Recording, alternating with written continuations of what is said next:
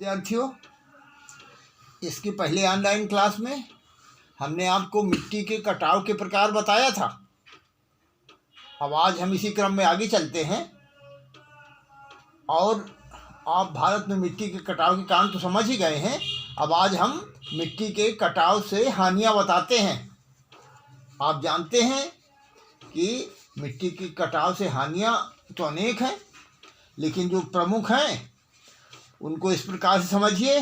जैसे बाढ़ों का प्रकोप, भूक्षरण के कारण मिट्टी के उपजाऊ कण हो जाते हैं, जानते हैं कि नहीं जानते हैं, जिससे वहाँ कोई वनस्पति नहीं हो पाती।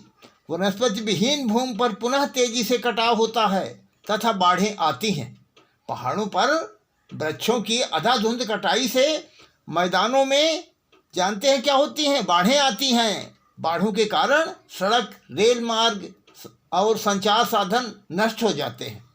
इसी प्रकार से आप भूमि का अनुपजाऊ होना समझिए। कटाव के कारण देश की उर्वरा मिट्टी काफ़ी मात्रा में बहकर प्रतिवर्ष समुद्र में गिर जाती है, ये आप जानते हैं। ऐसा कटाव उत्तर प्रदेश, बिहार तथा पश्चिम बंगाल के मैदानी क्षेत्रों में धीरे धीरे होता है। भूक्षरित पदार्थ जैसे बालू कृषि योग्य भूमि पर जमा होकर उसे अनुत्पादक बना देती है। इसी प्रकार से आप ये समझिए, कृषि उत्पादन में कमी, आप जानते हैं कि नहीं, इससे कृषि उत्पादन में भी बहुत कमी आती है। ध्यान दीजिए, कटाव के कारण भूमि अनुपजाऊ तथा ऊबड़ खाबड़ हो जाती है, जिस कारण देश के कृषि उत्पादन में कमी हो जाती है। कटाव के कारण मृदा उर्वरता एवं उत्पादकता का ह्रास हो जाता है। इसी प्रकार से आप समझिए, सिंचाई में हानियाँ और कठिनाई। तो सिंचाई में कैसी कठिनाई होती है, ध्यान दीजिए। कटाव के कारण नदियों तथा नालों की सतह के नीची हो जाने से सिंचाई बांधों में और इस कार्यों में कठिनाई आती है। जल पटल नीचे चले जाने से सिंचाई की व्यवस्था नहीं हो पाती। इसी प्रकार आप परिवहन में बाधाएं समझिए। कटाव से नदियों के तालाब में मिट्टी या रेत जम जाती है। इससे क्या होता है, जिससे नदियों का मार्ग बदल जाता है। इससे परिवहन संबंधी कार्यों में कठिनाई होती है। जलवायु पर प्रतिकूल प्रभाव, शुष्क मरुभूमि का विस्तार होने से स्थानीय जलवायु पर प्रतिकूल प्रभाव पड़ता है। भूक्षरित भूमियों में जल का कम अवशोषण होने से सूखी रहती है। इसी प्रकार डाकुओं का निवास बन जाता है। कैसे? बीहड़ तथा बंजर भूमि डाकुओं का शरण स्थल बन जाती है। जैसे मध्य प्रदेश में चंबल घाटी। जल की कमी समझिए, भूमि का जल स्तर गिरने से पीने तथा सिंचाई के लिए जल में कमी हो जाती है। भूमि के मृदा में भी कमी हो जाती है। तो इस प्रकार इसके मूल्य में भी कमी हो जाती है, मृदा के मूल्य में कमी हो जाती है। तो इस प्रकार आपने समझा। अब मिट्टी के कटाव को रोकने के उपाय तो कुछ समझिए। जैसे वृक्षारोपण द्वारा वनों के क्षेत्रफल को बढ़ाकर भूमि से के कटाव को रोका जा सकता है। और समझिए, वृक्षों द्वारा जल की गति नियंत्रित करके बाढ़ के प्रकोप को रोका जा सकता है। भूमि कटाव को रोकने के लिए हरियाणा तथा उत्तर प्रदेश के पश्चिमी सीमा की ओर गत वर्षों में बड़े बड़े क्षेत्र में कुल वृक्ष लगाए गए हैं। इसी प्रकार खेतों की मड़ाई, आप ये समझें कि आप जानते हैं मेड़बंदी करना, तो खेतों की मेड़बंदी करके कैसे करेंगे? खेतों के चारों ओर ऊंची मेड़बंदी करके भूक्षरण को रोका जा सकता है। ऊंची नीची मिट्टी के ऊपरी उपजाऊ कणों को बहने से रोका जा सकता है। इसी प्रकार आप समझिए, बांध बनाना। जिन क्षेत्रों में बाढ़ों के द्वारा अधिक कटाव होता है, वहां नदियों पर बांधों तथा जलाशयों का निर्माण करके बाढ़ को कमी को नियंत्रित करके भूमि कटाव को रोका जा सकता है। भारत की नदी घाटी, अब आप ये समझिए कि परियोजनाओं का एक उद्देश्य बीच निर्माण द्वारा मिट्टी का बहाव को रोकना है। और कैसे? बांध निर्माण करके मिट्टी के बहाव को, कटाव को रोक देते हैं। और इसी प्रकार से आप हरी खाद वाली फसलों को उगाना, ये बहुत महत्वपूर्ण है। ध्यान दीजिए, खेतों में हरी खाद वाली फसलें उगाई जानी चाहिए, क्योंकि इससे मिट्टी को उपजाऊ तत्व, जीवांश पदार्थ प्राप्त होते हैं, जिससे भूमि कटाव कम होता है। ये आप जानते हैं कि नहीं?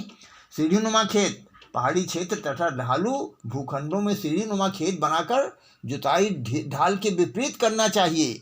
इस प्रकार से खेती भूमि के कटाव को रोकने में सहायता मिलती है।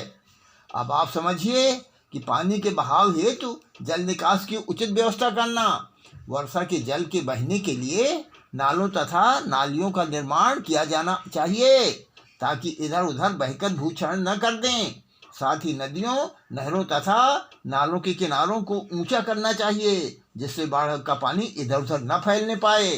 तो इस प्रकार आपने ये समझ लिया। अब आप एक बात और समझिए कि वनों के विनाश का पर्यावरण पर क्या प्रभाव पड़ता है। ध्यान दीजिए, इसमें भी बहुत सा प्रभाव पड़ता है।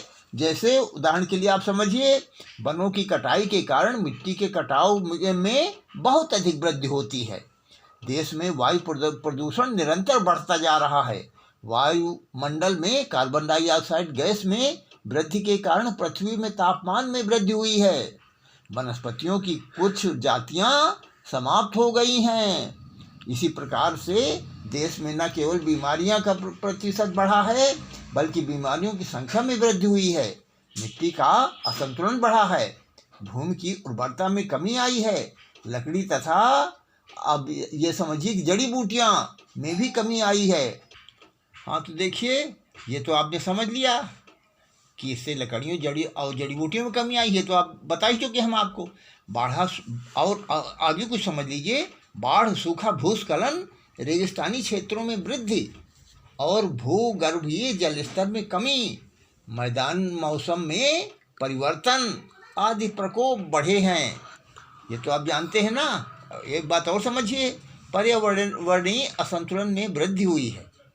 तो इस प्रकार आपने समझ लिया कि ये जो कुप्रभाव हमने बताए, इससे बचने के लिए आवश्यक है कि जनसंख्या में तीव्र गति से होने वाली वृद्धि को नियंत्रित किया जाए। समझ गए ना आप। और एक काम और कर सकते हैं, न केवल वनों के विनाश को रोका जाए बल्कि वृक्षारोपण द्वारा देश के वन क्षेत्र में वृद्धि की जाए। अब आप प्रश्न लिख लीजिए, जो इसका उत्तर लिख करके आपको हमारे पास भेजना है। तो लिखिए, हम इसी में बताएंगे आपको प्रश्न जो हमने पढ़ाया है, जो आपको समझाया हमने। मिट्टी के कटाव से हानियां लिखिए।